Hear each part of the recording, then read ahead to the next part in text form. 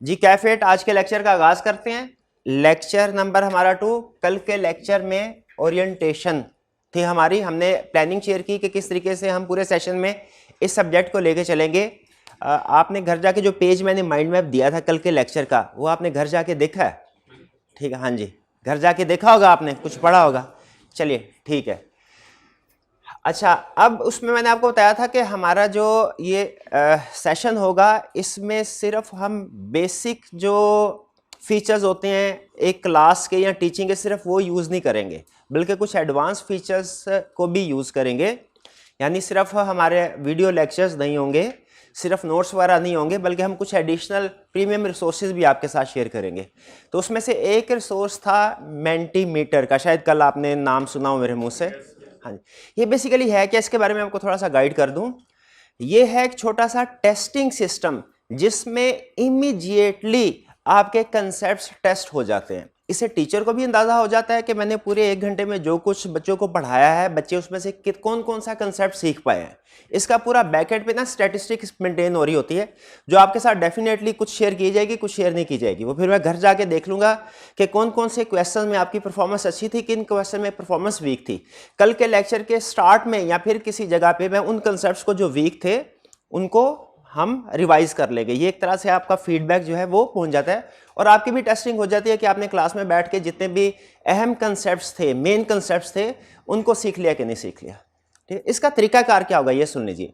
पहली चीज, ये क्लास में ही आपका क्विज हुआ करेगा, और हम कोशिश करेंगे डेली क्लास के एंड पे ये क्विज हुआ करे। अच्छा, ये क्विज फिलहाल ऑनलाइन वाले स्टूडेंट्स के लिए अवेलेबल नहीं है, यानी ऑनलाइन वाले स्टूडेंट्स पार्टिसिपेट नहीं कर सकते। ये क्विज सिर्फ लाइव सेशन में ही कंडक्ट किया जा सकता है। यानी अभी अगर कंडक्ट हो रहा है, अगर आप इसी सिस्टम को 2 या 3 दिन के बाद यूज करने की कोशिश करेंगे तो ये अवेलेबल नहीं होगा। लेकिन ऑनलाइन वालों के लिए बाद में मैं इसको अवेलेबल करवा दूंगा। ठीक है, अभी फिलहाल आप लोगों के लिए ये ऑनलाइन वाले जो स्टूडेंट्स हैं उनके लिए अवेलेबल नहीं होगा। लेकिन ऑनलाइन वाले स्टूडेंट्स भी इस सिस्टम को नोट कर लें, इसमें जो कंसेप्ट डिस्कस होंगे उनको सीख लें, ताकि बाद में जब उनके लिए अवेलेबल किया जाए तो उन्हें कोई प्रॉब्लम ना हो इसको यूज करने में। इसको यूज कैसे करना है सुन।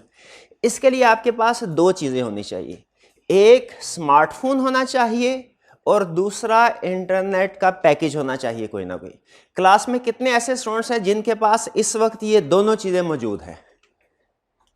दोनों चीजें मौजूद, चलिए ठीक है। और हाइब्रिड में भी जिन स्टूडेंट्स के पास ये दोनों चीजें मौजूद हैं वो अब स्मार्टफोन अपने, अब मोबाइल अपने सामने रखें। ठीक है, अब ये मोबाइल का हम अच्छा इस्तेमाल करने जा रहे हैं।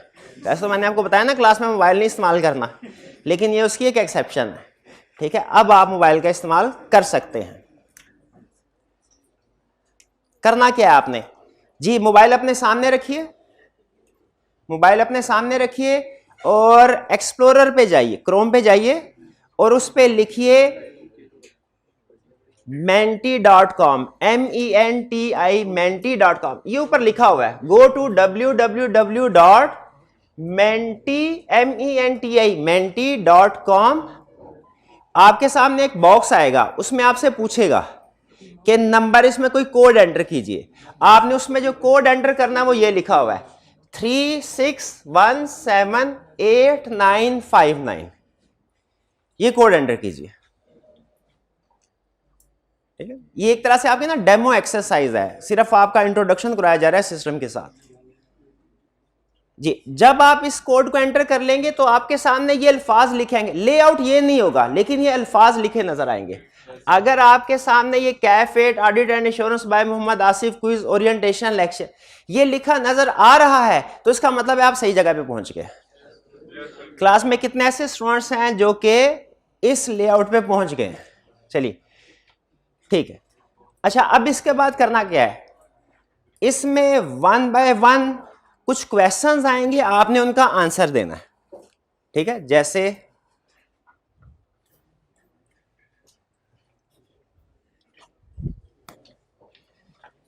कुछ रूल्स आपके साथ इसके शेयर कर देता हूं। ये स्टेप आपने कर लिया हुआ है। ठीक है, menti.com पे आप आ गए और आपने कोड को भी एंटर कर लिया है। इसके बाद नेक्स्ट, इसमें कुछ क्वेश्चंस होंगे, क्वेश्चंस कमोबेश 10 हुआ करेंगे, यानी कभी 8 हो सकता है, कभी 8 हो, कभी हो सकता है 12 और तकरीबन 10 क्वेश्चंस हुआ करेंगे। आपने क्वेश्चंस का आंसर करना है। इसमें मार्क्स होंगे दो चीजों के, यानी आपके जो मार्क्स कैलकुलेट किए जाएंगे वो दो चीजों के होंगे। एक ये कि आपका आंसर करेक्ट था कि नहीं, और दूसरा आपका आंसर क्विक था कि नहीं। यानी अगर क्लास के आंसर्स करेक्ट हुए तो स्टिल सिस्टम रैंकिंग करेगा नंबर 1, नंबर 2, नंबर 3 की। किस बेस पे रैंकिंग करेगा? इस बेस के किसने जल्दी आंसर दिया। फिर नेक्स्ट, जो जितना जल्दी आंसर देगा, टाइम होगा 30 सेकंड्स होंगे तकरीबन हर क्वेश्चन, आपने 30 सेकंड करना होगा। जो 5 सेकंड में आंसर कर देगा उसके मार्क्स ज्यादा होंगे, जो 20 सेकंड में आंसर करेगा उसके मार्क्स कम होंगे। फिर आपके सामने क्वेश्चन आएगा, 5 सेकंड आपको क्वेश्चन को रीड करने के लिए भी मिलेंगे। फिर आपके सामने ऑप्शंस आएंगी, 2, 3, 4, 5 जितनी भी ऑप्शंस हमने क्वेश्चन में बिल्ड किए हैं, ऑप्शंस आएंगी। आपने पढ़ के करेक्ट ऑप्शन को क्लिक करना होगा, टिक करना होगा, और फिर उसके बाद नेक्स्ट क्वेश्चन, फिर उसके बाद नेक्स्ट क्वेश्चन।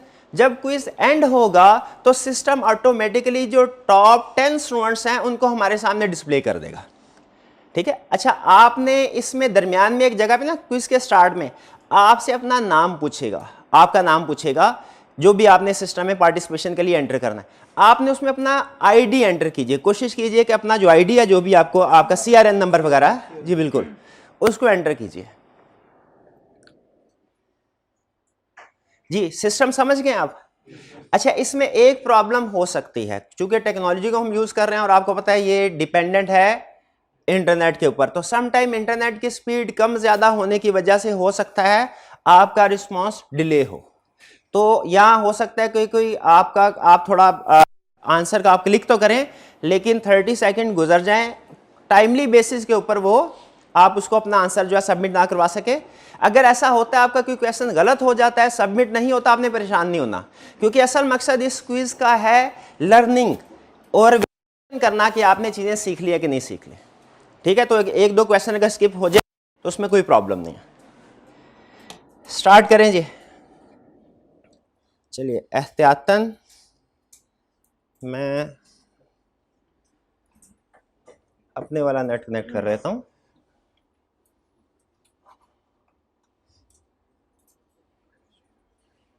ऐसे सिग्नल तो ठीक आ रहे हैं। नहीं, वाईफाई अपना अपना भाई।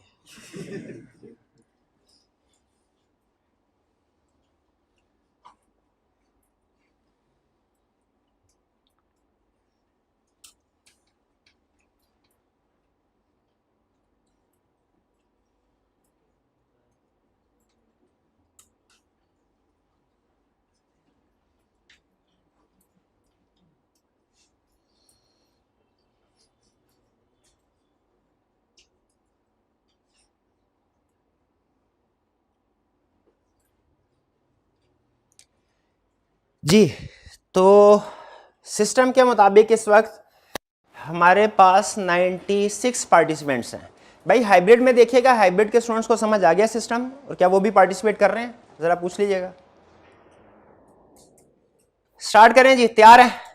चलिए, पहला क्वेश्चन, ये सिर्फ डेमो है, ठीक है, इसमें प्राइज नहीं मिलेगा आपको। जी, क्वालिफिकेशन क्या आपके टीचर की? कल हमने डिस्कस किया था ना ओरिएंटेशन में इस बात को। जी, कैफ क्वालिफाइड है, चार्टर्ड अकाउंटेंट है, या CA फाइनलिस्ट है जी, या मैट्रिक पास? वैसे मैट्रिक पास मैं हूं जी। अच्छा, आपने अपनी ऑप्शन सबमिट करवा दी है ना, उसने बता दिया कि ऑप्शन सबमिट करवा दी। अब जब टाइम अप होगा ना, इसके बाद आपके सामने आपका रिजल्ट,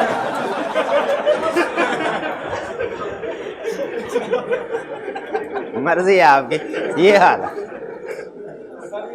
अच्छा देखिएगा, रिजल्ट आएगा दो तरह से। एक रिजल्ट आएगा आपको अपने मोबाइल की स्क्रीन पे, एक रिजल्ट आएगा आपके सामने प्रोजेक्टर की स्क्रीन पे। दोनों में लेकिन आपके मोबाइल की स्क्रीन पे जो रिजल्ट है वो सिर्फ आपका है, यानी आपने जो आंसर दिया इंडिविजुअल वो सही है कि गलत, और जो सामने रिजल्ट है वो कलेक्टिवली पूरी क्लास का है। तो इसलिए आप बेफिक्र होके, कॉन्फिडेंट होके, पूरे एतमाद के साथ जितनी मर्जी गलतियां कर ले, कोई क्लास में दूसरे, इवन मैं भी नहीं जान सकता कि कौन से ऐसे स्टूडेंट्स हैं जिन्होंने मुझे ये कैफ क्वालिफाइड किया। मैं भी नहीं जान सकता, ठीक है। तो भाई जब मैं कैफ क्वालिफाइड तो हूं वैसे, लेकिन ये पार्शली करेक्ट है। हाँ जी, जो मोस्ट अप्रोप्रिएट ऑप्शन है वो चार्टर्ड अकाउंटेंट के। आगे चलते हैं, नेक्स्ट क्वेश्चन 2, रेडी है जी? चलिए,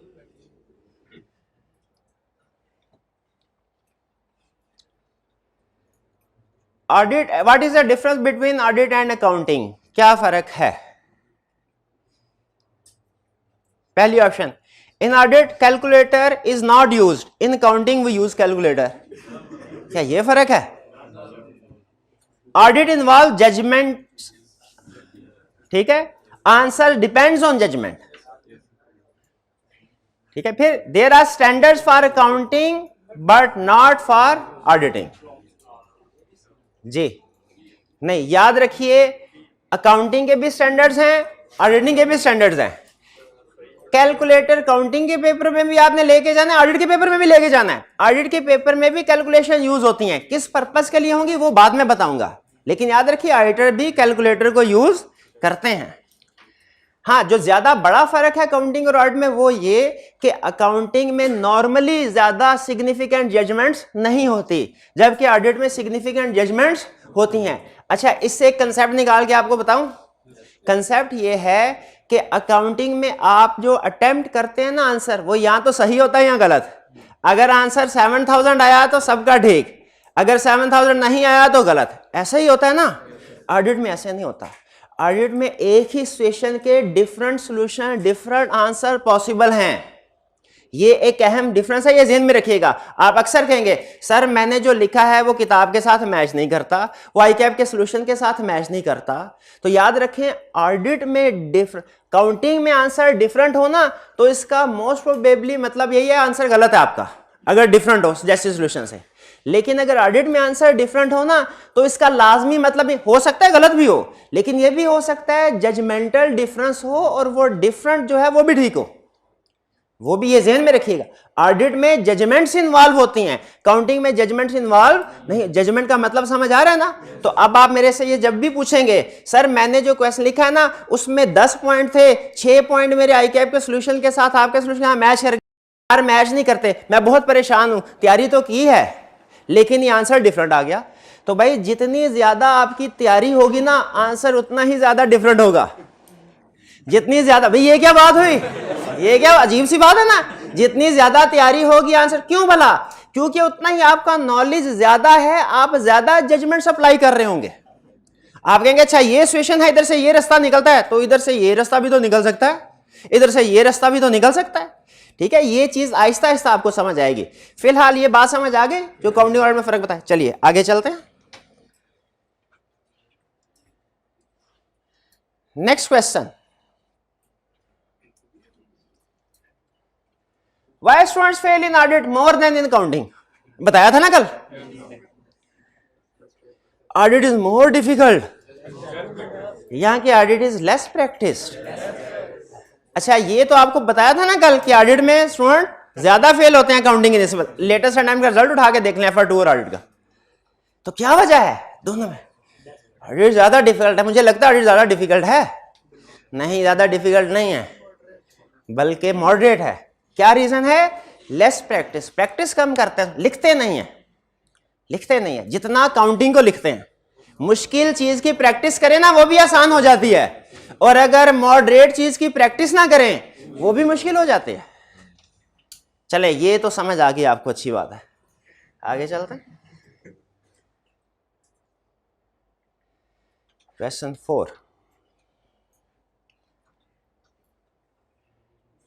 Should we use mobile during lecture? General rule? Yes, it increases efficiency through multitasking. Lecture भी सुन रहे होंगे, साथ में कुछ और काम भी कर सकते हैं। No, it causes distraction. बताया था ना, कौन सी डिवाइस है जो सबसे ज्यादा डिस्ट्रैक्शन कॉज करती है? मोबाइल है, ठीक है। और हम वो काम जो सबसे ज्यादा फोकस होकर करना चाहिए वो उस डिवाइस पे करते हैं।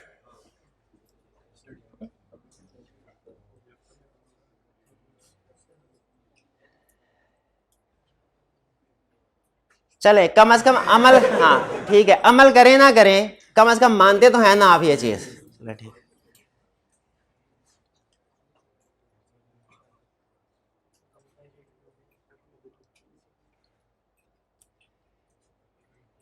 If you can afford to pay fee, why should you not use free lectures on YouTube?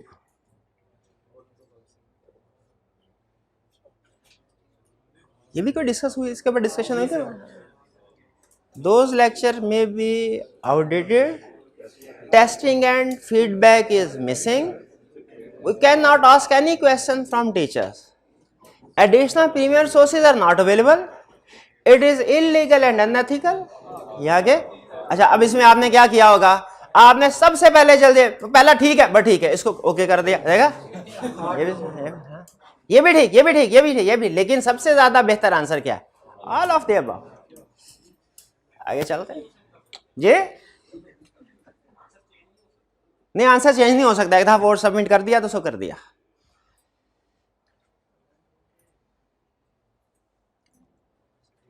How much study time is sufficient to pass the audit exam? 1 hour daily, 2 hour daily study is not required. मेरा तो यही हाल है, हफ्ते के बाद कर लेंगे, हफ्ते के बाद कर लेंगे, सारा हफ्ते का करते हैं ना ऐसे। नहीं आप ये नहीं कर, बस सर जल्दी से जल्दी सिलेबस कंप्लीट करें, आखिरी महीने में सारा हम रिवाइज कर लेंगे, अभी रिवीजन नहीं करनी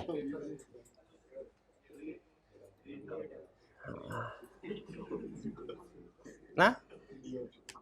डेली, हाँ 2 hours डेली, शाबाश 2 hour डेली। आपको बताया ना एक्स एनर्जी इफेक्ट, ये आपने मैनेजमेंट में कभी टर्म सुनी है? 2 + 2 इज ग्रेटर देन 5। वो कहते हैं 2 घंटे पढ़ना, फिर 2 इंटरवल्स में पढ़ना, इकट्ठे 5 घंटे पढ़ने से बेहतर, इसमें एफिशिएंसी प्रोडक्टिविटी ज्यादा होती है। इसके पीछे साइंस है, लेकिन उसकी तरफ हमें जाने की जरूरत नहीं। इसीलिए याद रखें, डेली 2 घंटे पढ़ना, इसमें प्रोडक्टिविटी आपकी कहीं ज्यादा होगी उसकी निस्बत क्या वीकेंड पे 14 घंटे पढ़ लें, उसमें वो प्रोडक्टिविटी नहीं होगी। आगे चलते हैं।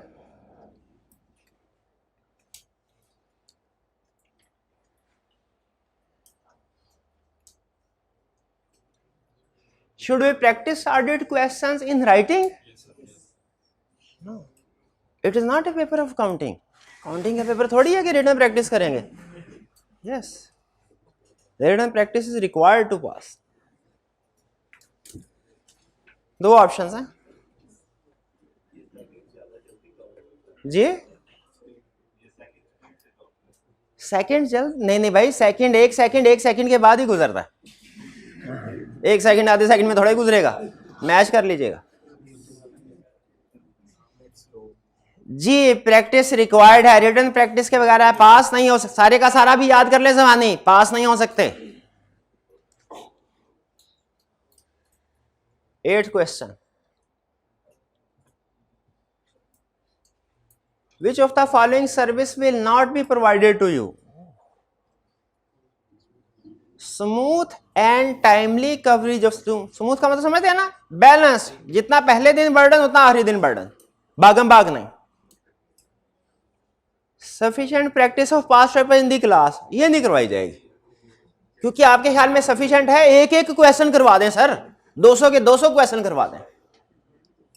24/7 support to all of your questions, शायद ये यहाँ के mind maps of all topics, कौन सी सर्विस? 24/7 सपोर्ट नहीं है, ठीक है। बाकी जितनी भी सर्विसेज हैं, ठीक है। स्टूडेंट बाजू का रात को 11 बजे कह रहे सर एक सवाल पूछना है, अब सारे दिन के बाद अभी पढ़ने बैठ, पूछना इतनी लेट अभी पढ़ने बैठा हूँ, तो भाई अभी पढ़ने में तो अभी हाँ ये सोने दो।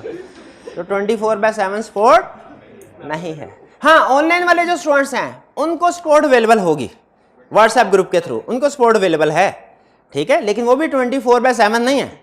बस स्टूडेंट अभी मैसेज देते हैं, 5 मिनट बाद कहते हैं जवाब क्यों नहीं दिया, ठीक है। उसके लिए भी कोई स्टैंडर्ड टाइम होगा, यानी सेम डे में किसी भी वक्त रिस्पॉन्स दे दिया जाएगा।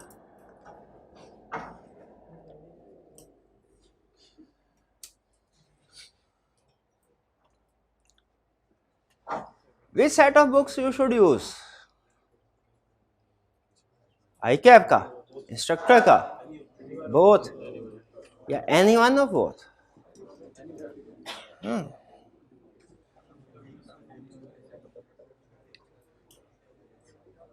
जी, कौन सा करना चाहिए? इंस्ट्रक्टर का करना चाहिए जी। एनी वन ऑफ बोथ, अरे बोथ वाले गलत, दोनों हरगिज नहीं करने, नहीं कर पाएंगे, आपसे ना हो पाएगा, बहुत टाइम लगेगा, बहुत टाइम। आप एक भी कर लें तो बहुत, एक भी कर लें तो बहुत। और वैसे भी जो मटेरियल इसमें है और जो मटेरियल इसमें है, मटेरियल बेसिकली सेम है, सिलेबस है, तो डुप्लीकेशन हो जाएगी। हाँ, अगर आप जिंदगी में कभी एक दफा पढ़ना चाहें तो पढ़ सकते हैं, जो इंस्ट्रक्टर की बुक यूज कराएं कि आपकी बुक को पढ़ना चाहे तो पढ़ सकते हैं, ठीक है। याद आपने एक ही किताब से करना है, फोकस आपका एक ही सेट के ऊपर होना चाहिए, दोनों के ऊपर नहीं, ठीक है। इतना मुश्किल ना बनाए अपनी जिंदगी को, एक एक काफी है। इंस्ट्रक्टर वाली कर ले, आई कैप वाली ऑटोमेटिकली कवर हो जाएगी, आई कैप वाली कर ले, इंस्ट्रक्टर वाली ऑटोमेटिकली कवर हो जाएगी। कंसेप्ट तो वही है ना, बस अंदाजे बयान मुख्तलिफ है।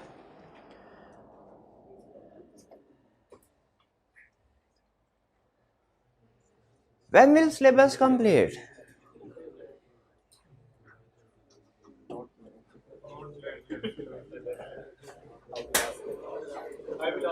हाँ हाँ, आप पूछते होते हैं, पूछते हैं 2 महीने गुजरने के बाद हर हफ्ते पूछते हैं, सर 2 सवाल, सर लेक्चर कितने होंगे टोटल, सिलेबस कब खत्म होगा, लेक्चर कितने टोटल होंगे, सिलेबस कब खत्म होगा।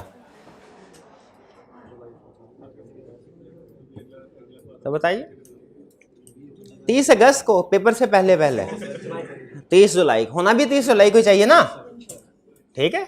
हाँ, इससे लेट होगा अगर तो आपके पास रिवीजन के लिए टाइम कम होगा, और अगर इससे जल्दी खत्म होगा तो रिस्क है क्या कि मैंने भागम भाग कर दिया, मैंने कुछ पास्ट पेपर्स की आपको प्रैक्टिस नहीं करवाई, कुछ कंसेप्ट्स हो सकता है कि जल्दी जल्दी करवा दी, रिस्क। अच्छा, मैं कह रहा हूं रिस्क है, ये नहीं कह रहा कि एक्चुअली ऐसे होगा, रिस्क है, चांस है, ठीक है।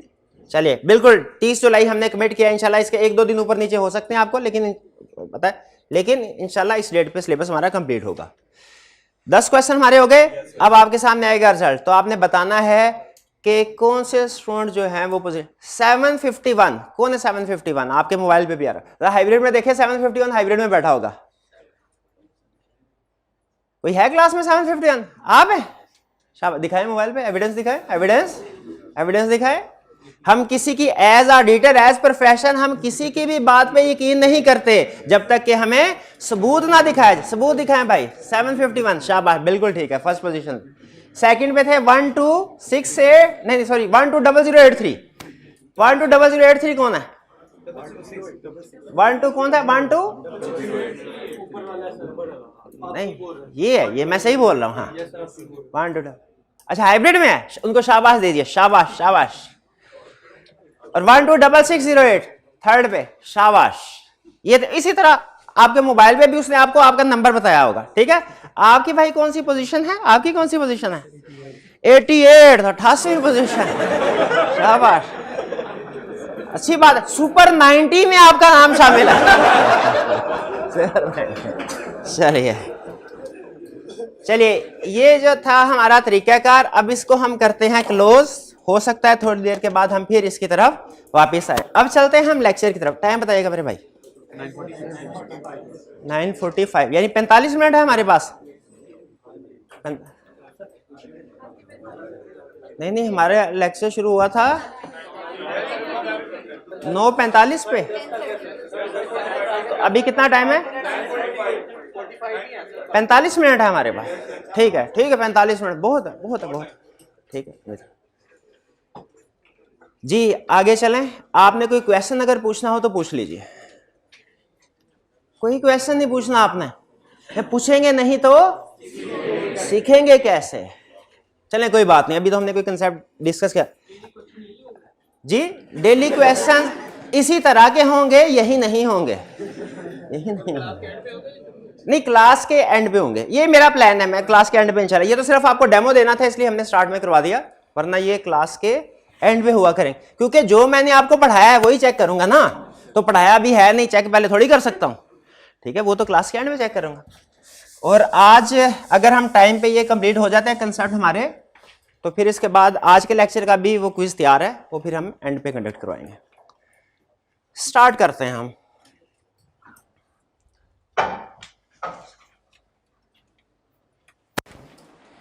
भाई एक ब्लैक वाला मार्कर दे दीजिएगा मुझे। हमारा ऑडिट प्रोफेशन जो स्टार्ट हुआ ना, ओरिजिनेट हुआ, ये उस वक्त जब मशीन इजाद हुई, जब इंसान ने मशीन इजाद की। मशीन इजाद होने से पहले भी बिजनेस हुआ करते थे, मशीन इजाद होने के बाद भी बिजनेस हुआ करते हैं, लेकिन पहले के बिजनेस में आज के बिजनेस में फर्क है। पहले के बिजनेस कौन से हुआ करते थे? सिंपल कोई प्रोडक्ट है उसके सेल परचेज के बिजनेस, जो के सिंपल, जैसे हम घर से बाहर निकले, जो हमारा बेकरी वाला, ये उसी स्टाइल में बिजनेस कर रहा है जिस स्टाइल में पुराने जमाने में बिजनेस हुआ करता था। यानी चीजें रखी हुई है, इन्वेंट्री रखी हुई है, कस्टमर आया, उसको इन्वेंट्री दी, पैसे लिए, खत्म। ठीक है, बिजनेस नॉर्मली सिंपल होते थे इसी तरीके से, कोई इसमें कम्प्लेक्सिटी नहीं होती थी। लेकिन जैसे ही मशीन इजाद हुई, बिजनेस ने मशीनरी को इस्तेमाल करना शुरू किया, तो ये कम्प्लेक्स होते गए सिस्टम। जैसे आपको मैं एग्जांपल दूं, अगर एक बिजनेस है उस बंदे का जो हमारे घर के साथ बेकरी वाला है, बेकरी चला रहा है, एक बिजनेस है एयरलाइन का, पीआईए का फॉर एग्जांपल। अब मुझे बताइए, क्या आपको पता है पीआईए के बिजनेस में क्या क्या एक्टिविटीज होती हैं, क्या क्या मशीनरी यूज होती हैं? एक टेक्सटाइल कंपनी में कितने ऑपरेशंस होते हैं, क्या आपको पता है? नहीं पता हमें, क्योंकि ये कम्प्लेक्स बिजनेस है। छोटा सा बिजनेस हो वो शायद हम बता सकते, कम्प्लेक्स बिजनेस में नहीं। और मुझे फिर दूसरी बात ये बताइए कि ये छोटा बिजनेस स्टार्ट करना मुश्किल है कि किसी एयरलाइन या टेक्सटाइल कंपनी को स्टार्ट करना? एयरलाइन या टेक्सटाइल कंपनी को स्टार्ट, उसकी दो रीजन है। एक तो ये कि वो काम मुश्किल है, तो उसको कोई इंजीनियर लेवल का बंदा या कोई जो जिसके पास टेक्निकल स्किल हो वो कर सकता है। और दूसरा, वो चूंकि उसमें जो मशीनरी इस्तेमाल होनी है वो महंगी है, तो जिसके पास बहुत ज्यादा पैसे होंगे वो इस्तेमाल कर सकता है। तो जो पुराना बिजनेस हुआ करता था वो सिंपल हुआ करता था, ठीक है, और उसे एक दो लोग कर लिया करते हैं। जो मॉडर्न बिजनेस है ये कम्प्लेक्स है, ठीक है, इनके लिए पैसा और स्किल दोनों की जरूरत होती है। सिंपल बिजनेस के लिए स्किल की तो इतनी जरूरत नहीं होती थी, ना ही पैसे की इतनी ज्यादा जरूरत होती। तो पहले जो बिजनेस ऑर्गेनाइजेशन होती थी वो नॉर्मली सोल प्रोप्राइटरशिप और पार्टनरशिप की शक्ल में होती थी। लेकिन जैसे ही मशीन इजाद हुई तो जरूरत फिर इस चीज की पेश आई कि हमें पैसे भी ज्यादा चाहिए और स्किल्स भी बिजनेस को चलाने के लिए ज्यादा चाहिए। इस बात से एग्री करते हैं। तो एक new form of business organisation develop हुई जिसे हम कहते हैं कंपनी या joint stock company. Joint stock company जो कि अब latest form of business organisation है, ये डिफरेंट है, ये डिफरेंट है नॉर्मल जो हमारे पुराने बिजनेस हुआ करते थे उनसे। कैसे? इसमें जो नॉर्मली जो पहले बिजनेस हुआ करते थे ना, उनमें जो बिजनेस का ओनर और बिजनेस का मैनेजर था वो सेम हुआ करते थे। यहां पे चूंकि बिजनेस को चलाने के लिए टेक्निकल स्किल्स की जरूरत है, इसलिए मोस्ट प्रोबेबली जिन लोगों के पास पैसा है हो सकता है उनके पास वो स्किल ना हो, और जिनके पास स्किल है हो सकता है उनके पास पैसा ना हो। ठीक है, तो company form of business organisation में एक तो आपको बहुत ज्यादा पैसों की जरूरत है, एक चीज ये ध्यान में रखिए, और दूसरी प्रॉब्लम क्या है, आपको टेक्निकल स्किल्स की जरूरत है नॉर्मली। अच्छा, बहुत ज्यादा पैसों की जरूरत, तो उसके लिए उन्होंने क्या कहा? उन्होंने कहा सोल प्रोप्राइटर में एक ओनर होता है, पार्टनरशिप में मैक्सिमम 20 होते हैं, कंपनी में हम ऑप्शन अनलिमिटेड कर देते हैं, जितनी जरूरत हो उतने मेंबर उतने पैसे इकट्ठे कर सकते हैं आप शेयर होल्डर से। तो पार्टनर जो ओनर्स की तादाद है वो ज्यादा हुई क्योंकि पैसे ज्यादा चाहिए। तो ओनर सारे मिले बहुत से 50, उन्होंने कहा जी एयरलाइन बनानी है, एयरलाइन बनानी है, अच्छा चलिए ठीक है, उसके लिए पैसे इकट्ठे करो, कितने चाहिए? उसके लिए 200 करोड़ चाहिए। चले 50 लोग मिल गए।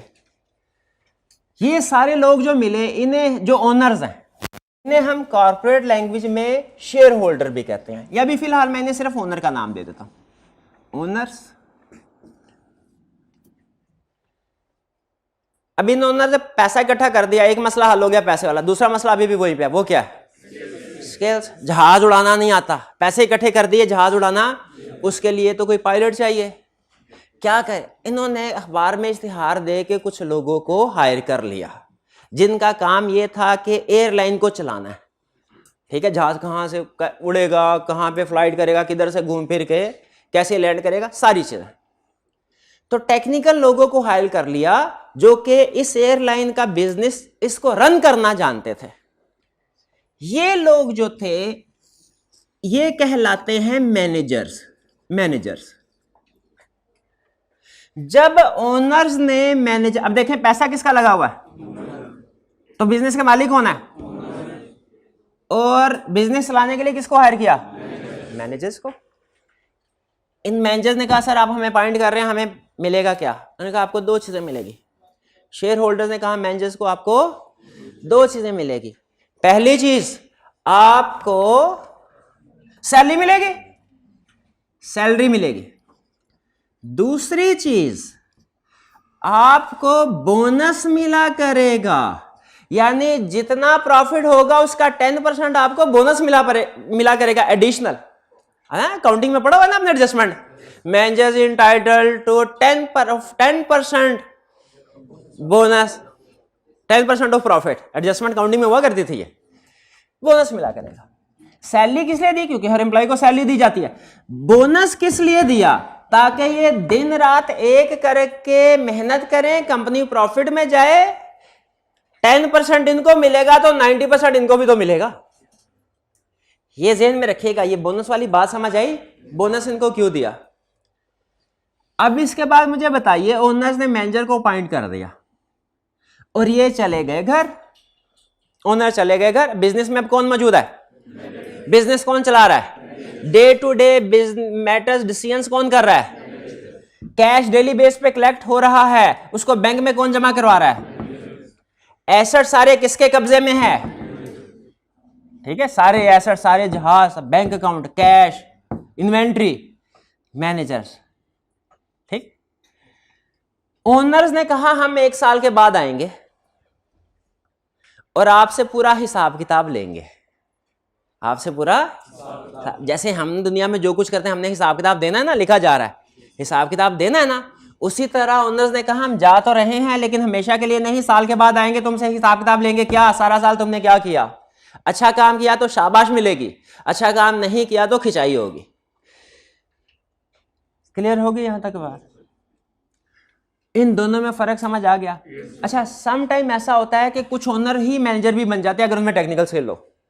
अगर कोई पर्सन एमबीबीएस क्वालिफाइड है और उसके वाले साहब बिलियनियर हैं, तो हो सकता है वो खुद ही अस्पताल बनाए और खुद ही उसमें डॉक्टर के तौर पे बैठ भी जाए।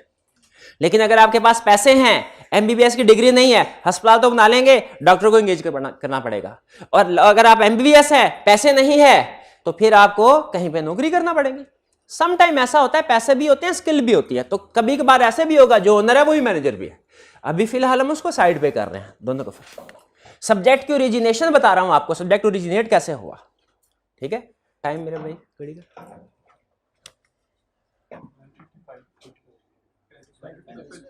बाकी कितना, 35 मिनट, हाँ भाई। ये क्लियर हो गया, ओनर और मैनेजर में फर्क समझ आ गया। अगर फर्क समझ आया तो मुझे बताइए, ओनर और मैनेजर के दरमियान में जो रिलेशनशिप है, इसको एक्सप्लेन करना पड़े तो हम 3 अल्फाज के जरिए से इसको एक्सप्लेन करते हैं। 3 अल्फाज के जरिए से। वो अल्फाज क्या क्या हैं? स्टीवर्ड, STEWARD, स्टीवर्ड, एजेंट और अकाउंटेबल। अकाउंटेबल, स्टीवर्ड का मतलब क्या? अमानतदार। मैनेजर्स अमानतदार हैं, इनके पास ओनर्स की, तो इसका मतलब है स्टीवर्डशिप का रोल किसका है? मैनेजर्स का। इनके पास कौन सी अमानत पड़ी है? ओनर्स ने जो बिजनेस चलाने के लिए पैसा इन्वेस्ट किया है वो इनके पास पड़ा है, ओनर ने जो एसेट खरीदे हैं वो इनके पास पड़े हैं। तो इनको चाहिए कि ये एसेट्स अमानत के तौर पे है ना, तो इन एसेट्स को अपने जाती मुफाद के लिए इस्तेमाल कर ले। नहीं, जाती मुफाद के लिए, तो इन दी बेस्ट इंटरेस्ट ऑफ, इन किसके इंटरेस्ट में इस्तेमाल करना चाहिए? ओनर्स के इंटरेस्ट में। स्टीवर्डशिप का रोल क्लियर हुआ? अमानत इनके पास है जो इनको चाहिए कि ओनर्स के इंटरेस्ट में इस्तेमाल करें, अपने इंटरेस्ट में नहीं। ठीक है, कोशिश करें अपने खर्चे कम रखे, ये ना हो कि महंगी से महंगी गाड़ी अपने लिए खरीद ले, अपना तो इंटरेस्ट सोच लिया लेकिन ओनर्स का इंटरेस्ट डैमेज हो गया। दूसरा पॉइंट, एजेंट, प्रिंसिपल और एजेंट है, कभी सुना आपने? एजेंट का मतलब कौन होता है? जो हमारी इंस्ट्रक्शंस पे काम करता है। इस रिलेशनशिप में ओनर और मैनेजर, कौन एजेंट है? मैनेजर। किसकी इंस्ट्रक्शन पे काम करते हैं ये? तो ओनर प्रिंसिपल हो गया, ये एजेंट हो गए। इनका काम है ओनर्स की इंस्ट्रक्शन के मुताबिक काम करें। अगर उनकी इंस्ट्रक्शन, इन्होंने कहा, ओनर ने कहा एयरलाइन का बिजनेस तो एयरलाइन का बिजनेस, ये ना हो कहीं जहाज उड़ाना तो बड़ा मुश्किल है, ऐसा करते हैं क्रिप्टो करेंसी बाय कर लेते हैं, प्राइस ऊपर जाएगी, प्रॉफिट दे देंगे इनको, तो प्रॉफिट से कर जाए, पता चले वो डाउन चली गई। तो इन्हें इंस्ट्रक्शंस के, ओनर्स के इंस्ट्रक्शंस के मुताबिक काम करना चाहिए और अकाउंटेबल है। क्या ये जवाबदेह हैं ओनर्स को? सारा साल जो कुछ किया उसके लिए जवाबदेह हैं ओनर्स को? जवाब देंगे। कैसे देंगे? ज़बानी कलामी के लिखत पढ़त में, लिखत पढ़त में जवाब देंगे। और जवाब देने के लिए ये एक चीज प्रिपेयर करते हैं, शाबाश, फाइनेंशियल स्टेटमेंट्स। मैनेजर सारा साल क्या करते रहे ये ओनर्स को कैसे बताते हैं? फाइनेंशियल स्टेटमेंट के जरिए ओनर्स को पता चल जाता है फाइनेंशियल स्टेटमेंट में प्रॉफिट है तो अच्छा काम किया, अगर लॉस है, गड़बड़ है, चेंज करने की जरूरत है। तो इसका मतलब है, यहां से आगे कंसेप्ट जाएगा। फाइनेंशियल स्टेटमेंट वाली बात समझ आई आपको? आगे चलें। मैनेजर्स को भी पता है कि सारा साल जो मर्जी करते रहें, कौन सा ओनर्स ने आगे देखना है, उन्होंने हमारी फाइनेंशियल स्टेटमेंट से ही अंदाजा लगाना है।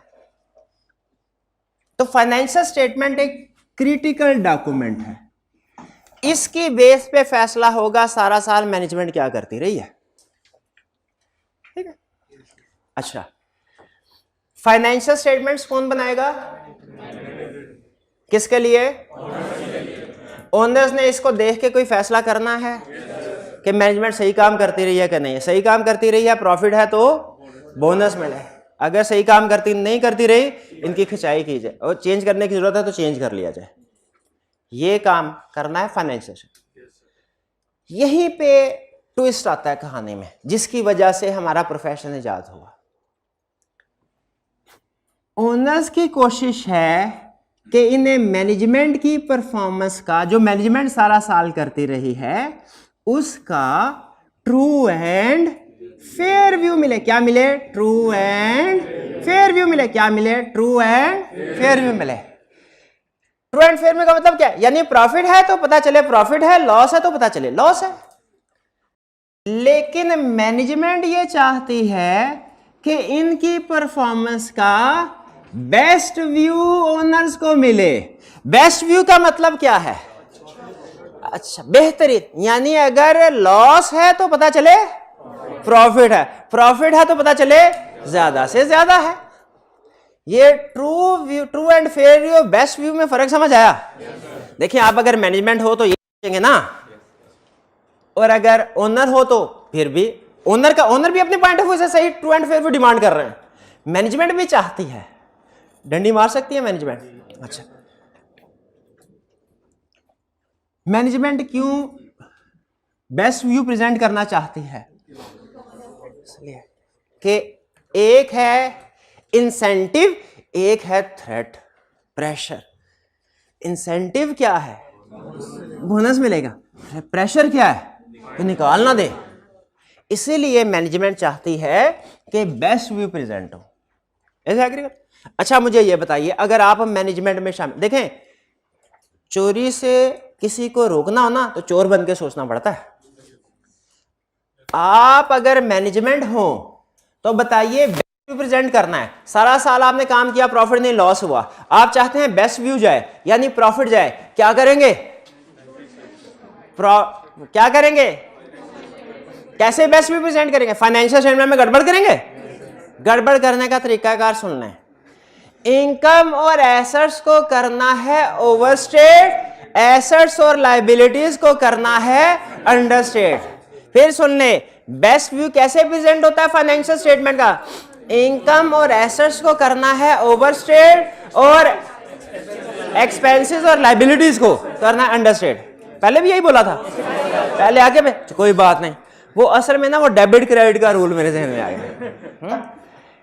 तो बताइए हमने फाइनेंशियल स्टेटमेंट में हेर फेर करना है तो कैसे करना है? जो अच्छी वाली चीजें हैं इनकम और एसेट्स इनको करना है ओवरस्टेट, और जो बुरी वाली चीजें हैं एक्सपेंसेस और लायबिलिटी इनको करना है अंडरस्टेट। कोई एग्जांपल दीजिए कैसे हम ये काम कर सकते हैं? सेल्स को फेक सेल रिकॉर्ड कर लें, कोई जेन्युइन एक्सपेंस है उसको रिकॉर्ड ही ना करें। फेक सेल को रिकॉर्ड कर लिया, जेन्युइन एक्सपेंस को रिकॉर्ड ही नहीं किया। मशीनरी की डेप्रिसिएशन ही रिकॉर्ड नहीं की। इन्वेंट्री को लोअर ऑफ कॉस्ट और एनआरवी पे रिकॉर्ड देंगे। ये लोअर ऑफ कॉस्ट और एनआरवी पहले सुना हुआ ना? डेटर बैड डेट हुए उसको रिकॉर्ड ही नहीं किया। ठीक है, ये सारे तरीके और भी बड़े तरीके हैं, आहिस्ता आहिस्ता सीखेंगे। लेकिन मुझे ये बताइए कि आपको समझ लग गई है कि मैनेजमेंट किस तरीके से हेर फेर कर सकते हैं। अब ओनर्स तो चूंकि इनके पास टेक्निकल स्किल नहीं होते, ये खुद से फाइनेंशियल स्टेटमेंट में इस तरह के गड़बड़ जो हो उनको आइडेंटिफाई नहीं कर पाते। इसीलिए ओनर्स क्या करते हैं, उन्होंने एक प्रोफेशनल को एंगेज किया। ये प्रोफेशनल कौन है? ये ऑडिटर। ठीक है, ऑडिटर। अब उन्होंने क्या, उन्होंने कहा खबरदार मैनेजमेंट तुम हमें डायरेक्ट फाइनेंशियल स्टेटमेंट्स ना भिजवाना, पता नहीं तुमने क्या गड़बड़ की होगी इसमें। तुम ऐसे करना कि पहले फाइनेंशियल स्टेटमेंट्स ऑडिटर को दो एक कॉपी, फिर उसके बाद अपने पास रखो। ऑडिटर इस फाइनेंशियल स्टेटमेंट को चेक करे और फिर एक रिपोर्ट बनाए ऑडिटर। उस रिपोर्ट में लिखे क्या, फाइनेंशियल स्टेटमेंट्स ठीक हैं कि गड़बड़ है, फाइनेंशियल में ठीक है कि, और फिर ये रिपोर्ट जाए ओनर्स के पास। इस रिपोर्ट को कहते हैं ऑडिट रिपोर्ट। इस रिपोर्ट को क्या कहते हैं? Audit report. अब मुझे सोच के बताइए, situation number 1, option 1, financial statements बगैर ऑडिट रिपोर्ट के ओनर्स के पास जाएं, क्या ये ज्यादा बेहतर है? या option number 2, financial statements audit report के साथ ओनर्स तक जाएं? साथ होना, क्योंकि जब ऑडिट रिपोर्ट के साथ फाइनेंशियल स्टेटमेंट जाएंगे ना, ओनर्स की रिलायंस बढ़ जाएगी, वो ज्यादा कॉन्फिडेंट होंगे इन फाइनेंशियल स्टेटमेंट के बारे में। ठीक है, इसीलिए अब फाइनेंशियल स्टेटमेंट्स को पहले एक बंदा चेक करता है जिसको कहते हैं ऑडिटर, और फिर वो अपनी रिपोर्ट देता है ओनर्स को। रिपोर्ट जब आती है ना फाइनेंशियल स्टेटमेंट के साथ, तो उनकी रिलायंस बढ़ जाती है, उनका trust financial statement, share holders का फाइनेंशियल स्टेटमेंट पे ट्रस्ट क्या होता है? बढ़ जाता है। भाई यहां तक क्लियर है? अच्छा मुझे एक चीज बताइए, ऑडिट रिपोर्ट कौन दे रहा है? किसको दे रहा है? ओनर्स को। क्या ऑडिट रिपोर्ट में हमेशा ये लिखा होगा कि फाइनेंशियल स्टेटमेंट ठीक है, या ये भी हो सकता है कि कभी लिखा हो कि फाइनेंशियल स्टेटमेंट में गड़बड़ है? तो इसका मतलब है जो ऑडिट रिपोर्ट है वो दो तरह की होगी, एक होगी अनमॉडिफाइड और एक होगी मॉडिफाइड। अनमॉडिफाइड रिपोर्ट का मतलब क्या है? जब फाइनेंशियल स्टेटमेंट में सब कुछ ठीक होगा तो ऑडिटर क्या कहेगा? कौन सी रिपोर्ट देगा? अनमॉडिफाइड। और जब फाइनेंशियल स्टेटमेंट में कुछ गड़बड़ होगी, मॉडिफाइड रिपोर्ट। तो बताइए शेयर होल्डर एक रिपोर्ट में हैप्पी होंगे, एक रिपोर्ट में सैड होंगे, कौन सी रिपोर्ट पहुंचेगी तो शेयर होल्डर हैप्पी होंगे? अनमॉडिफाइड। और कौन सी रिपोर्ट पहुंचेगी तो वो सैड होंगे? मॉडिफाइड। ये समझ आ गई बात? ठीक। अच्छा यहां तक कोई क्वेश्चन है तो पूछ लें जी। मेरा फाइनेंशियल स्टेटमेंट्स और रिपोर्ट दो डिफरेंट चीजें हैं। यस, दोनों डिफरेंट चीजें हैं। फाइनेंशियल स्टेटमेंट्स बना रही है मैनेजमेंट, ऑडिट रिपोर्ट बना रहा है ऑडिटर। हाँ, ये दोनों इकट्ठी होकर शेयर होल्डर्स के पास, ओनर के पास जा रही हैं, लेकिन ये दोनों चीजें अलग-अलग हैं, अलग-अलग हैं। ये जो मॉडिफाइड है ना, ये रिपोर्ट है, फाइनेंशियल स्टेटमेंट्स नहीं है। फाइनेंशियल स्टेटमेंट्स फाइनेंशियल में तो सही होंगी या गलत होंगी? अगर फाइनेंशियल स्टेटमेंट सही होंगी, कौन सी रिपोर्ट? अनमॉडिफाइड। अगर फाइनेंशियल स्टेटमेंट्स में गड़बड़ होगी, कौन सी रिपोर्ट? फाइनेंशियल स्टेटमेंट गड़बड़ है, कौन सी रिपोर्ट देगा? मॉडिफाइड। भाई यहां तक क्लियर है? अच्छा अब सुनिए, ओनर्स को हम कंपनी फॉर्म ऑफ बिजनेस में कहते हैं शेयर होल्डर्स, शेयर होल्डर्स, और मैनेजर्स को हम डायरेक्टर्स या बोर्ड ऑफ डायरेक्टर। अच्छा दोनों टर्म्स में फर्क है, मैनेजर में या डायरेक्टर्स में फर्क है, लेकिन अभी फिलहाल के लिए दोनों को एक ही टर्म समझे। भाई ये बात समझ आ गई? ठीक है। अच्छा शेयर होल्डर, जब ऑडिटर ने अपनी रिपोर्ट शेयर होल्डर को दी, शेयर होल्डर बहुत खुश हुए। उन्होंने कहा यार जो भी फाइनेंस में गड़बड़ थी मैं तो इस काबिल नहीं था आइडेंटिफाई कर पाता, आप एक्सपर्ट लोग हो, आपने आइडेंटिफाई कर दी, बहुत अच्छा किया। इसने अपने दोस्तों को भी मशवरा देना शुरू कर दिया कि ऑडिट करवाया करो अपनी अपनी कंपनी का ऑडिट। मैनेजमेंट या डायरेक्टर्स जो तुम लोगों के साथ 2 नंबरिया करते हैं ना, सारे पकड़े जाते हैं। और जब मैनेजमेंट और डायरेक्टर्स को यह पता चलना शुरू हुआ कि जो गड़बड़ करेंगे ना ऑडिटर आएगा बाद में पकड़ लेगा, तो पता तो फिर भी चल जाएगा, तो हम ये काम ही नहीं करते। बहुत से मैनेजमेंट और डायरेक्टर्स ने जो मिस स्टेटमेंट्स जानबूझ के किया करते थे इनको कम कर दिया, क्योंकि डर पड़ गया ना इनको कि बाद में पकड़े जाएंगे। खत्म किया लेकिन कम कर दिया। भैया क्लियर हो? अच्छा आहिस्ता आहिस्ता फिर दुनिया में इस ऑडिटर की, इस प्रोफेशनल की वाह वाह होने लगी और लोगों ने ज्यादा से ज्यादा ऑडिट करवाना शुरू कर दिया। भाई ये बात समझ आए? अच्छा अब मुझे ये बताइए, ये जो ऑडिटर है ये हीरो है कि विलन है? डिपेंड करता है किसकी आंख से देख रहे हैं। अगर आप मैनेजमेंट की आंख से देखें ये विलन है, अगर शेयर होल्डर्स की आंख से देखें ये है, यानी ऑडिट करवाने के एडवांटेजेस हैं। ठीक है भाई यहाँ तक ले। आपसे 2-3 छोटे छोटे सवाल पूछ के आगे चलो ताकि तसल्ली हो जाए मुझे आप समझ रहे हैं। पहली चीज, एक ऑडिट में कितनी पार्टीज इन्वॉल्व हैं? 3। कौन कौन से? शेयर होल्डर्स, डायरेक्टर्स या मैनेजमेंट, ऑडिटर। दूसरा क्वेश्चन, डायरेक्टर्स को या मैनेजमेंट को कौन अपॉइंट करता है? शेयर होल्डर्स या ओनर्स।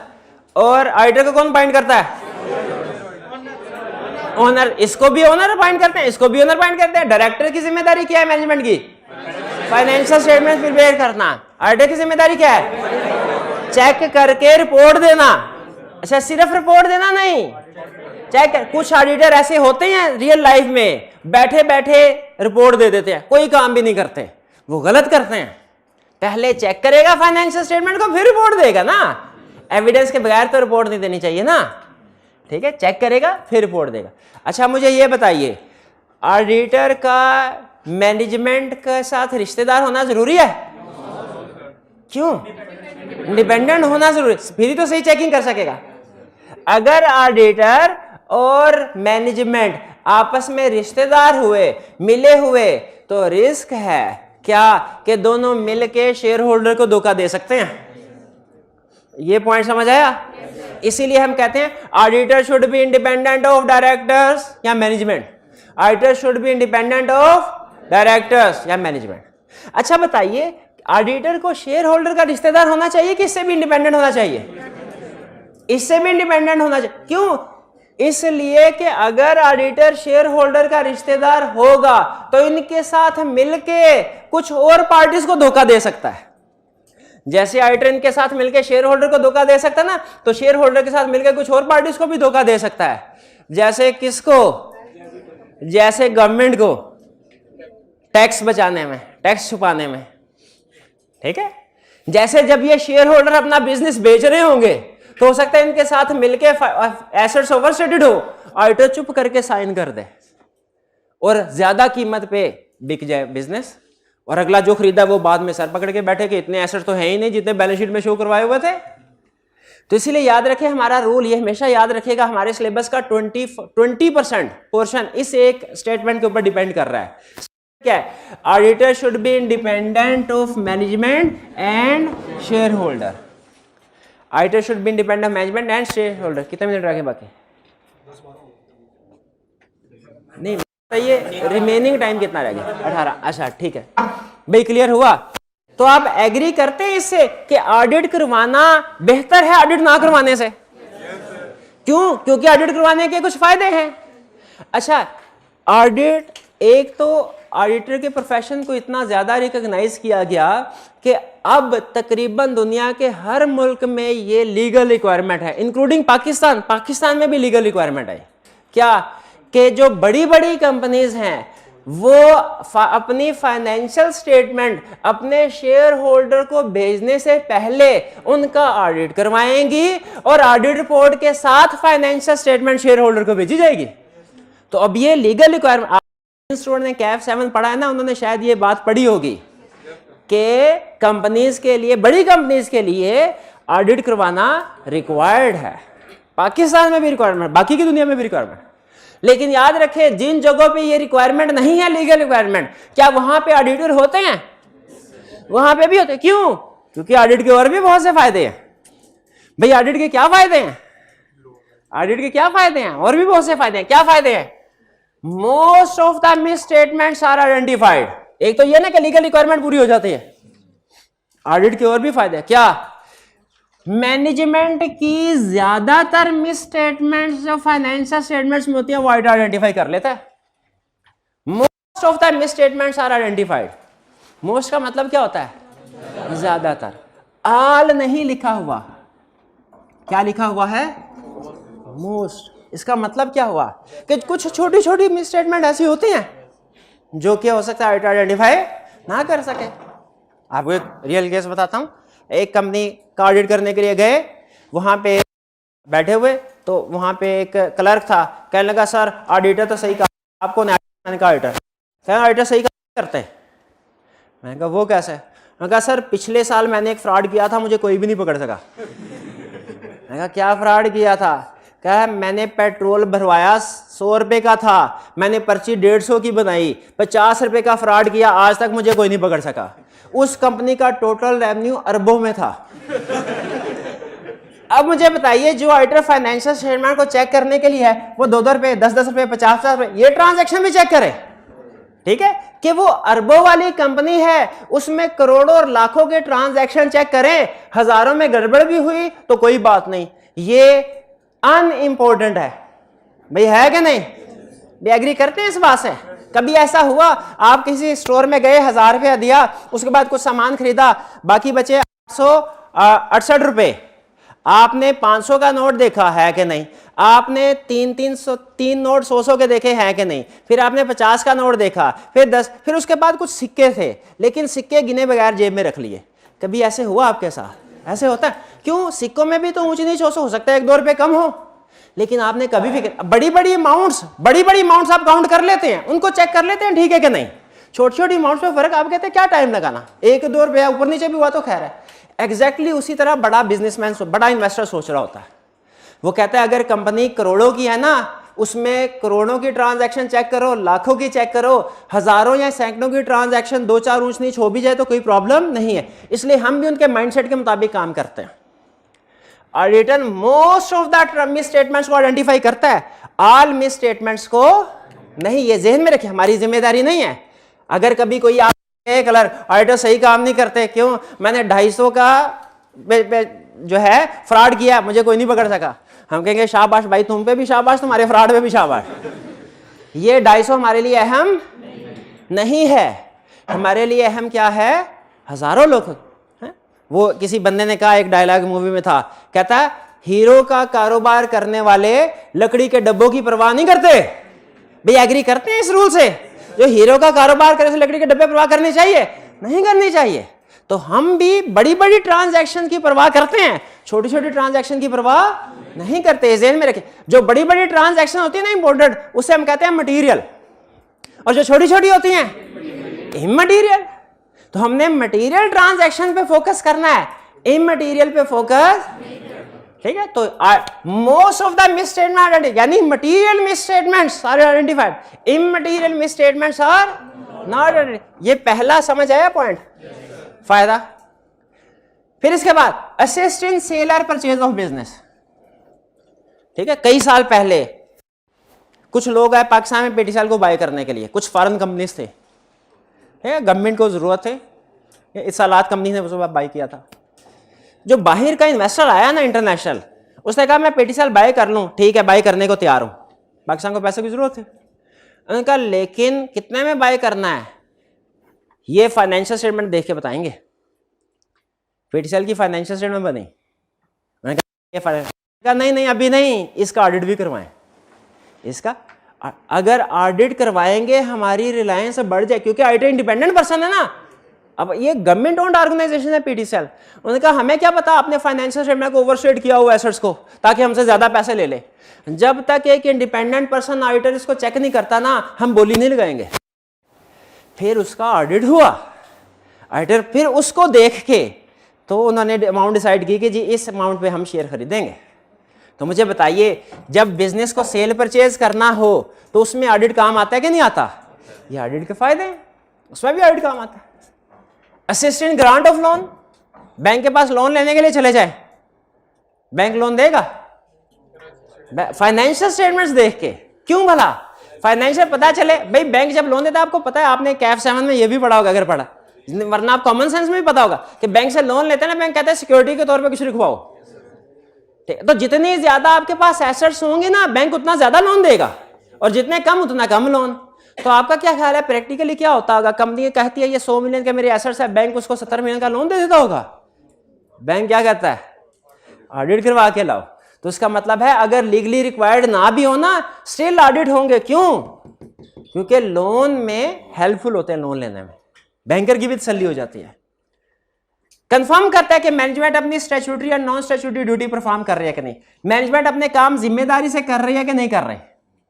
अगर कहीं पे गड़बड़ हो, फॉर एग्जांपल कोई बड़ा फ्रॉड हो, बड़ा फ्रॉड कह रहा हूं, छोटा नहीं कर रहा, और ऑडिटर आइडेंटिफाई कर ले, तो पता चल जाता है मैनेजमेंट अपनी ड्यूटी सही तरीके से परफॉर्म नहीं कर रहे। ये रोल है ना मैनेजमेंट का एक, कि एजेंट है, शेयर होल्डर की इंस्ट्रक्शंस के मुताबिक काम करना है। अगर मैनेजमेंट एयरलाइन की बजाय किसी और बिजनेस में पैसा इन्वेस्ट कर रही हो, ऑडिटर को पता चल जाएगा कि नहीं पता चल जाएगा? चल, जब चेक ही करेगा वो बता देगा कि मैनेजमेंट अपनी ड्यूटी सही परफॉर्म नहीं कर रहे। ठीक। और last, identify weakness. Internal control में वीकनेसेस आइडेंटिफाई हो जाती है। क्या आइडेंटिफाई हो जाता है? ये क्या पढ़े हमने? किसके? ऑडिट के। मुझे बताइए यहां पे थोड़ी देर रुक के, क्या आपको ये पता चल गया ऑडिट में कितनी पार्टीज हैं, वो कैसे एक दूसरे से कनेक्टेड है, ये पता चल गया? ठीक है। अच्छा, क्या ये पता चल गया कि ज्यादातर कंट्रीज में ऑडिट रिक्वायर्ड बाय लॉ है? जब ऑडिट रिक्वायर्ड बाय लॉ हो, जो चीज भी रिक्वायर्ड बाय लॉ हो ना, उसे कहते हैं स्टैट्यूटरी, और जो नॉट रिक्वायर्ड बाय लॉ हो, नॉन स्टैट्यूटरी। मुझे बताइए, ऑडिट इसलिए तो करवाए जाते हैं, स्टैट्यूटरी ऑडिट तो करवाए जाते हैं दुनिया में, क्या दुनिया में नॉन स्टैट्यूटरी ऑडिट करवाया जाता है? क्यों करवाए जाते हैं नॉन स्टैट्यूटरी ऑडिट? जैसे सोल प्रोप्राइटरशिप है, ऑडिट रिक्वायर्ड बाय लॉ नहीं है। पार्टनरशिप है, ऑडिट रिक्वायर्ड बाय लॉ नहीं है। एनजीओज वगैरह है, audit required by law normally नहीं है। कंपनीज के केस में, बड़ी company, audit required by law है। तो याद रखिए, ऑडिट इस वजह से भी करवाए जाते हैं क्योंकि रिक्वायर्ड बाय लॉ है, लेकिन रिक्वायर्ड बाय लॉ ना हो फिर भी करवाए जाते हैं। ये बेनिफिट्स है। कुछ को समझ आई? अब इसमें एक लफ्ज मैं आपको नहीं समझा रहा, क्या भला, जो आपको समझ नहीं आया? कौन सा लफ्ज समझ नहीं आया भला? Internal control. शाबाश। इसको ना अगर फुड़काना है ना, तो 1-2 मिनट में मैं फुड़का सकता हूं, लेकिन अगर समझाना है तो ये पूरा डायग्राम खोल के एक एक लफ्ज के साथ आपको एक्सप्लेन करना पड़ेगा। फिर कल पे रख ले, ठीक है जी। चलिए, मुझे ये बताइए, ये क्लियर हो गया आपको? अच्छा, अब ऐसा करते हैं, मैं ये तसल्ली करने के लिए, कितना टाइम रह गया मेरे भाई? 10 मिनट है, बिल्कुल शाबाश जी। ये तसल्ली करने के लिए ऑन करवा दीजिए। ये तसल्ली कर, ये तो हमारा आज का कंसेप्ट हुआ ना, पहले तो डेमो दिया था, अब हम आपका रियल में क्विज कंडक्ट करवाने जा रहे हैं, और इस क्विज में जो टॉप 5 स्टूडेंट होंगे उनको 50 रुपए का प्राइज मिलेगा। आप तैयार हैं? आपको मैं 3 मिनट दे रहा हूं, आपके जो नोट्स प्रोवाइड किए गए हैं, अच्छा आपने कोई बुक वगैरह अभी बाय नहीं करनी, कुछ भी नहीं करना, क्लास जो जिस चीज की जरूरत होगी मैं प्रोवाइड करूंगा। जब बुक बाय करनी होगी ना, मैं आपको खुद बता दूंगा, ठीक है? वो फाइनल हो रही है, कुछ अभी हफ्ता 10 दिन लगेंगे, तब तक जो भी मटेरियल होगा वो मैं आपको क्लास में प्रोवाइड कर दूंगा, ठीक है? आपको भी मटेरियल प्रोवाइड किया गया होगा, बुक चैप्टर्स में कुछ कंसेप्ट्स होंगे, उसमें लर्निंग ऑब्जेक्टिव 1 देखें, जो ये वाला कंसेप्ट है ना, हमने अभी पढ़ा है, आपने उसको रीड करना है। आपके पास 3 मिनट है, जितना पढ़ सकते हैं इसको पढ़ लें। 3 मिनट के बाद इसी में से क्विज होगा। यही है वो कंसेप्ट जो हमने पढ़ा है। ठीक है जी, जी पॉज कीजिएगा थोड़ी देर जी। चलिए ये अब बंद कर दें नोट्स वगैरह और तैयार हो जाए।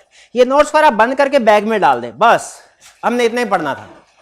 ठीक है, बंद करते बस। अब इम्तिहान है आपका।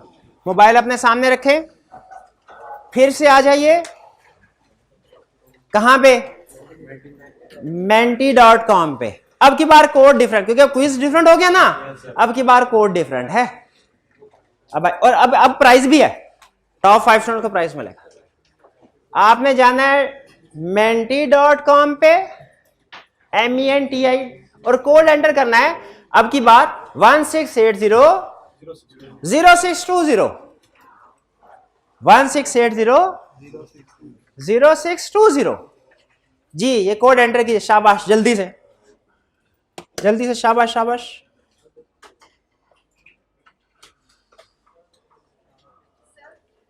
जी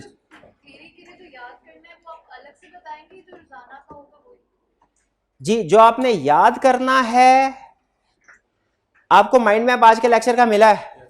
इसमें से जो कुछ आपने पढ़ा है वो आपने याद करना, वही है चीज जो आपकी याद करने वाली है। वैसे तो ऑफिशियली आपने याद रखे, जो आपको नोट्स प्रोवाइड किए गए ना, ऑफिशियली आपने ये सब याद करनी है। ठीक है, नोट्स में जितने भी कंसेप्ट्स हैं वो आपने याद करना है। लेकिन आहिस्ता आहिस्ता जैसे जैसे आप ऑडिट सीखते जाएंगे ना, आप कहेंगे सर मेन कंसेप्ट हमें पता चल जाए ना, तो उसको एक्सप्लेन कैसे करना है वो हम खुद ही लिख लेंगे। आप हमें ना सिर्फ टू दी पॉइंट बातें बताया करें। तो आपको जो माइंड मैप दिया गया ना लेक्चर का, उसमें है टू दी पॉइंट बात। आपको जो नोट्स में चीजें मिलेगी वो वही चीजें हैं एक्सप्लेनेशन के साथ। तो आप याद कीजिए, मेरी सजेशन क्या है, आप याद कीजिए माइंड मैप से और पढ़िए लेक्चर वो बुक को भी, नोट्स को भी, ताकि एग्जाम में जब वो आपसे क्वेश्चन पूछे ना ज्यादा मार्क्स के साथ, तो आपने क्या एक्सप्लेनेशन में लिखना है वो आपको पता हो। वो कैसे पता होगा भला? नोट से। तो बेसिकली यूं समझ लीजिए कि mind map is equal to summary of notes to be memorised, जो आपने याद करें। पूरे के पूरे नोट्स मेमोराइज करना ना हर स्टूडेंट के बस की बात नहीं होती। कुछ स्टूडेंट कर लेते हैं, कुछ नहीं करते। तो कहते हैं सर हमें वो चीज बताइए जो हम याद करनी है सर। ठीक है, तो अगर आप सारी की सारी चीज, आपका रटा इतना अच्छा है कि आप सारी बुक को याद कर सकते हैं, तो आप माइंड मैप की आपको जरूरत नहीं है, आप सिर्फ नोट्स पे जाइए। लेकिन अगर आपको रटा लगाने में कोई प्रॉब्लम, आप चाहते हैं रटा लगाए तो सही, लेकिन कम से कम, तो फिर आपने याद करना है माइंड मैप से, लेकिन बुक को रीड जरूर कर लेना है, वरना क्वेश्चन आपको आधे नंबर मिलेंगे, क्योंकि एक्सप्लेनेशन बुक में मौजूद है। ये बात समझ आ गई? चलिए अच्छा, अब आते हैं हम, जी जी, ऑडिट। ये देखें किस कंपनी के लिए रिक्वायर्ड है, ये सीला का टॉपिक है, हम उसको भी डिस्कस नहीं करते अभी। सिर्फ इतना ध्यान में रखें, बड़ी कंपनीज के लिए ऑडिट रिक्वायर्ड। ये आगे चल के हम पढ़ेंगे, एक चैप्टर में डिस्कशन आएगी, वहां पे इसको डिटेल डिस्कस करेंगे। चलिए अब मुझे बताइए, क्या आप आगे हैं? आपके मोबाइल पे ये डिस्प्ले आ गया? लेक्चर स्टार्ट करें। नाम अभी आगे पूछ लेगा नाम। ये ला हाउ टू प्ले, अब ये आपको पता है कि कैसे प्ले करना है।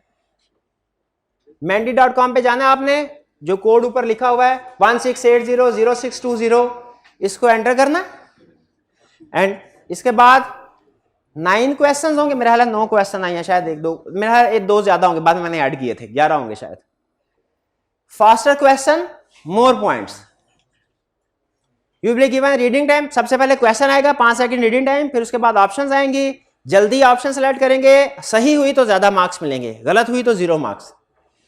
एंड पे टॉप 5 स्टूडेंट्स को 50 रुपीज का प्राइज मिलेगा। जी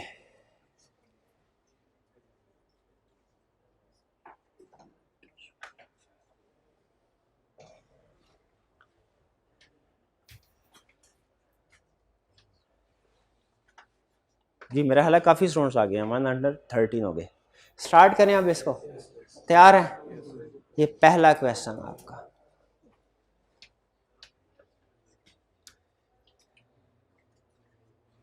how many parties are involve in an audit? 2, 3 और 4। देखें हमारे प्रोफेशन में कहावत है, मेरा पास होना काफी नहीं है, दूसरों को फेल भी होना चाहिए। तो जो सही ऑप्शन है ना ऊंची ना बोलें, वरना दूसरे भी पास हो जाएंगे। बिल्कुल 3 कौन कौन सी पार्टीज हैं? कौन कौन सी पार्टीज हैं? 3 ऑडिट, शेयर होल्डर, मैनेजमेंट और ऑडिटर। शाबाश। शेयर होल्डर मैनेजमेंट में हो सकते हैं, मैनेजमेंट शेयर होल्डर में हो सकते हैं, लेकिन ऑडिटर इंडिपेंडेंट होता है दोनों से। आगे चले जी। सेकंड क्वेश्चन ये रहा आपके सामने। वो अपॉइंट्स ऑडिटर, ऑडिटर को कौन अपॉइंट करता है? मैनेजमेंट मैनेजमेंट अपॉइंट कर।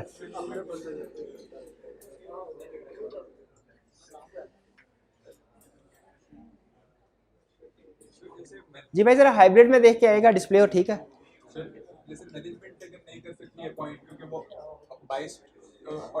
बिल्कुल नहीं, देखिए शेयर होल्डर्स अपॉइंट करेंगे, मैनेजमेंट अपॉइंट नहीं, क्योंकि पैसा शेयर होल्डर का लगा हुआ है ना, उनका राइट है कि वो इंडिपेंडेंट पर्सन को चेकिंग के लिए अपॉइंट करे। मैनेजमेंट तो अपनी पसंद के बंदे को ही अपॉइंट कर लेगी जो उनके हक की बात करेगा। शाबाश, ये कंसेप्ट भी ठीक। आगे चलते हैं।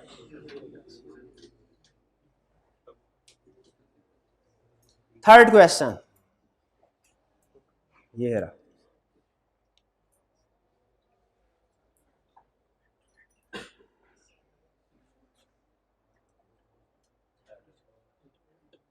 नहीं आ जाएगा, आ जाएगा, बेफिक्र है।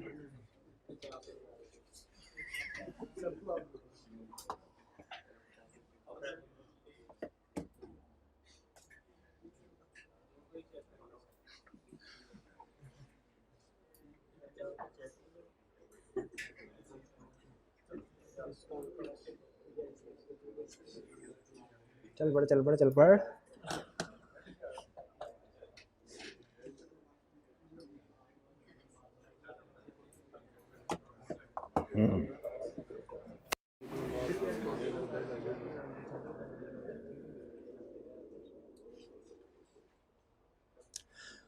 What is responsibility of auditor?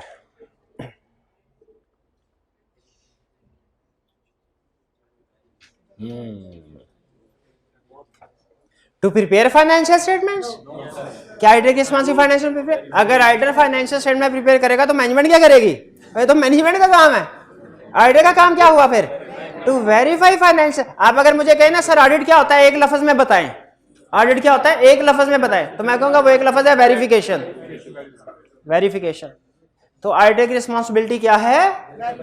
Verify करना फाइनेंशियल स्टेटमेंट को। शाबाश। ऑडिटर कभी भी फाइनेंशियल स्टेटमेंट्स को प्रिपेयर नहीं करता। कर सकता है, नहीं करता, क्योंकि वो खुद फाइनेंशियल स्टेटमेंट को प्रिपेयर करेगा तो चेक कौन करेगा? भाई जो बंदा खुद, जनरल रूल है ना दुनिया का, जो बंदा खुद काम करे उसे खुद चेक नहीं करना चाहिए, वरना गलतियां नजर नहीं आती। अपना टेस्ट खुद चेक करेंगे। सर बड़े खींच के नंबर लगाए हैं, मेरे 60 नंबर आ रहे हैं, पेपर दे के आ रहा हूं। सही नंबर लगाए होते हैं क्या? सही नंबर लगाए होते हैं क्या? नहीं लगाए होते। खींच के भी सही नंबर नहीं लगाए होते। अपना काम खुद कभी भी आप चेक नहीं कर सकते। How many miss statements auditor usually identify? All miss statements. यहां के most miss statements. Most miss statement को हम क्या कहते हैं? मटेरियल मिस, यानी बड़ी मिस स्टेटमेंट आइडेंटिफाई कर लेता है। ये तो सबने आंसर कर दिया फटाफट। शाबाश, बिल्कुल ठीक है। नेक्स्ट,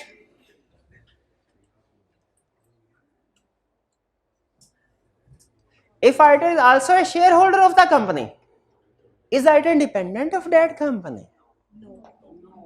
अगर ऑडिटर शेयर होल्डर भी हो तो क्या कबाहत है? वो इंडिपेंडेंट नहीं है।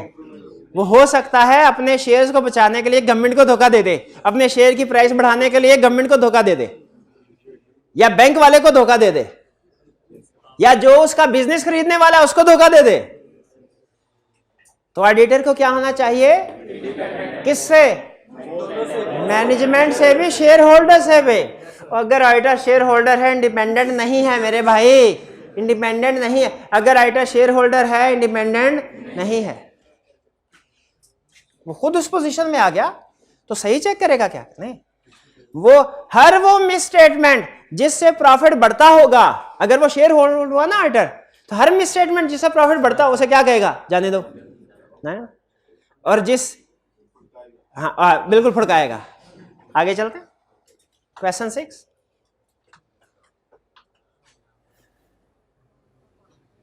If wife of auditor is chief executive in company, is the auditor independent of that company? Independent नहीं है, पक्की बात है। हाँ, अब एग्जाम में आ गया if spouse of auditor is chief executive, तो स्टूडेंट कहेंगे सर ये तो आउट ऑफ सिलेबस क्वेश्चन आ गया है, ये तो आपने पढ़ाया ही नहीं, आपने तो वाइफ वाला क्वेश्चन कराया, स्पाउस वाला तो कराया ही नहीं। भाई ये इंग्लिश का मसला है, ये ऑडिट का मसला नहीं, ये मेरी गलती थी क्या? ये इंग्लिश की गलती थी आपकी। तो ऑडिटर इंडिपेंडेंट है क्या? नहीं इंडिपेंडेंट, नहीं independent.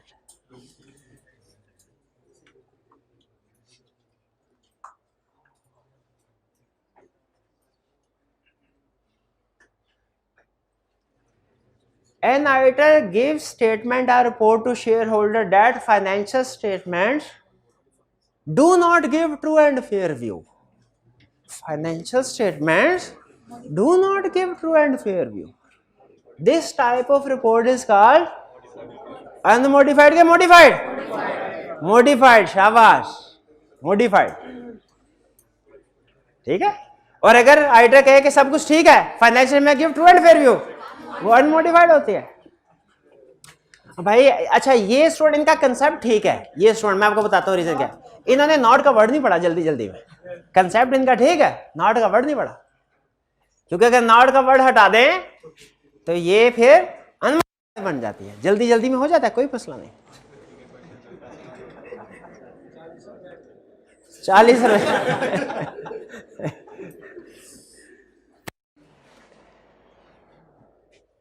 Does an auditor identify all misstatement in financial statement? Yes. नहीं तो ऑडिटर का तो काम ही है फाइनेंशियल में चेक करना, वो ऑडिटर इसीलिए तो आता है फाइनेंशियल चेक करने के लिए, तो वो सारी मिसस्टेटमेंट आइडेंटिफाई नहीं करेगा क्या? मोस्ट करेगा, जो छोटी छोटी मिसस्टेटमेंट रह जाएगी इनको आइडेंटिफाई नहीं करेगा, 350 का फ्रॉड नहीं पकड़ेगा, क्योंकि वो लाख के ट्रांजैक्शन चेक कर रहा है। हाँ शाबाश, auditor all transactions all misstatements identify नहीं करता। क्या आपका टीचर आपको पास पेपर का हर क्वेश्चन, ओवरऑल बात कर रहा हूं, हर क्वेश्चन प्रैक्टिस कराने का रिस्पॉन्सिबल है? नहीं, मोस्ट ऑफ द जिनसे सारे कंसेप्ट टेस्ट हो रहे हो, बाकी आपने खुद भी तो घर से प्रैक्टिस करने हैं ना, वो हमने इसलिए ये वाला क्वेश्चन कराना, ये रिपीट हो रहा है कंसेप्ट, ये स्टूडेंट को असाइनमेंट के तौर पे देंगे। असाइनमेंट से याद आया आपको, जो आज माइंड में मिला उसमें आपने नोट किया है, असाइनमेंट में दी हुई है। If auditor is also an employee of the company, is auditor independent of that company? Is auditor independent of that company? जो कंपनी का एम्प्लॉय हो इंडिपेंडेंट नहीं है, तो नहीं, जाहिर है नहीं है। मॉडिफाइड रिपोर्ट देगा, उसे कहेगा टर्मिनेशन, भाग जाओ, हमारे एम्प्लॉय हो के हमारे खिलाफ बात करते हैं, मैनेजमेंट यही कहेगी ना, टर्मिनेशन लेटर दे देगी उसको। ठीक, नो इंडिपेंडेंट नहीं है। ले जी आखिरी क्वेश्चन है, second last question, profit of A company. अच्छा मैं रूल बता दूं, हमारे रूल बनाया हुआ है, प्रॉफिट का 5% मटेरियल होता है, 5% या उससे ज्यादा, प्रॉफिट का 5% से नीचे होना तो इमटेरियल होता है, ये रूल बताया आपको जल्दी जल्दी। प्रॉफिट 1 मिलियन है यानी 10 लाख है, पैटी कैश 100 रुपए से गड़बड़ है, क्या ये मटेरियल है? कैसे पता चला भला? 10 मिलियन का 5% कैलकुलेट किया आपने, आपको पता चला ये तो कम है। मटीरियलिटी का फार्मूला क्या है? 5%। ये लिख लीजिए, घर जाके लिख लीजिएगा, ये इमटेरियल है। लेकिन मटीरियलिटी कैलकुलेट करने के लिए तो कैलकुलेटर की जरूरत पड़ेगी, 5% ऑफ प्रॉफिट, तो ये तो ऑडिट का पेपर है, इसमें कैलकुलेटर यूज होता है? ये तो ऑडिट का पेपर में, इसमें लिखत पढ़त होती है, रिटर्न फॉर्म में क्वेश्चन बिल्कुल करने होते हैं। कैलकुलेटर अपने सामने रखने, हो सकता है अगला क्वेश्चन भी कैलकुलेशन वाला आ जाए। चलें जी आखिरी क्वेश्चन की तरफ। ये ले क्वेश्चन 11, आखिरी question. Profit of a company is rupees 1 million. There is understatement of bad debt by rupees 200,000. Is it material? कैसे पता चला मटेरियल है? हाँ, प्रॉफिट का 5%, 1 मिलियन का 5% कैलकुलेट किया, फिर देखा ये अमाउंट उससे कम है कि ज्यादा है। कम है तो इमटेरियल, ज्यादा है तो मटेरियल।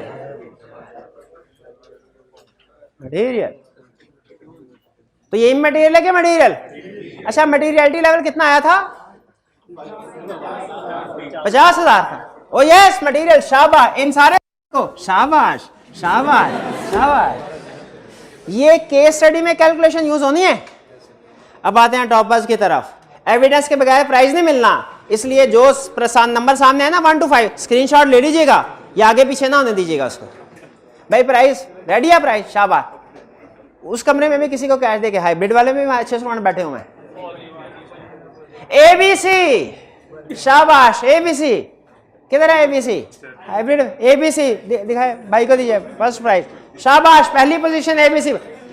सेकंड पोजीशन 129442, आज की हमारी क्लास के टॉपर ये 129442, शाबाश। Second position.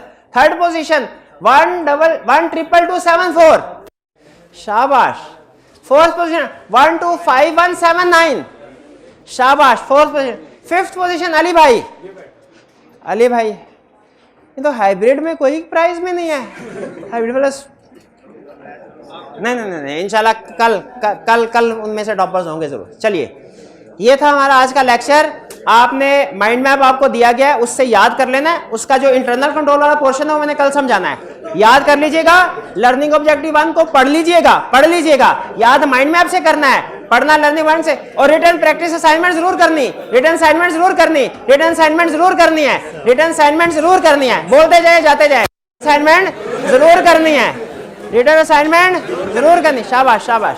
आज का लेक्चर यहाँ पे खत्म करते हैं। अल्लाह हाफिज।